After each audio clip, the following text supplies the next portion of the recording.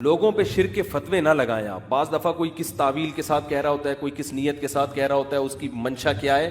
تو فتوے لگانے کے لیے میں نہیں کہہ رہا کہ اب آپ کسی نے بھی کوئی لفظ استعمال کر لیا تو کافروں کی فہرست میں شامل کر دیں. کسی کو کافر قرار دینے کے لیے نا اس میں شریعت کہتی ہے اس کی بات کی تعویل کرو آپ. جیسے کسی نے کسی کو کہہ دیا کہ فلاں مشکل کشا ہے تو فوراً کفر کا فتویٰ نہیں لگے گا, حالانکہ مشکل کشا کون ہے؟ صرف اللہ ہے. لیکن اگر کوئی کہہ رہا ہے کسی کو مشکل کشا تو اس سے اس کا مفہوم پوچھا جائے گا, مشکل کشا کا مطلب کیا ہے. وہ کہے کہ بھائی مشکل کشا کا مطلب یہ ہے کہ یہ لوگوں کی مشکلات حل کرتا ہے لیکن اسباب کے تحت حل کرتا ہے, لیکن چونکہ بہت زیادہ مشکلات حل کی ہے اس نے تو میں نے اس لیے اس کو مشکل کشا کہہ دیا.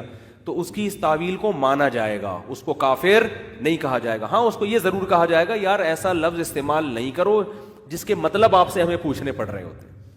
آئی بات سمجھ؟ پھر مطلب کا مطلب, پھر مطلب کا مطلب. تو بعض لوگوں نے تو یوٹیوب پہ نا ایسی چیزیں نکال کے لوگوں کو کافر کہنا شروع کر دیا. تو کافر کہنے میں بہت احتیاط ہے بھائی, اس کے تو حد الامکان صحیح مطلب تلاش کیا جائے گا. کوئی کہتا ہے نبی عالم الغیب تھے تو فوراً کافر نہیں کہا جائے گا, پوچھا جائے گا اس کا مطلب کیا ہے بھائی.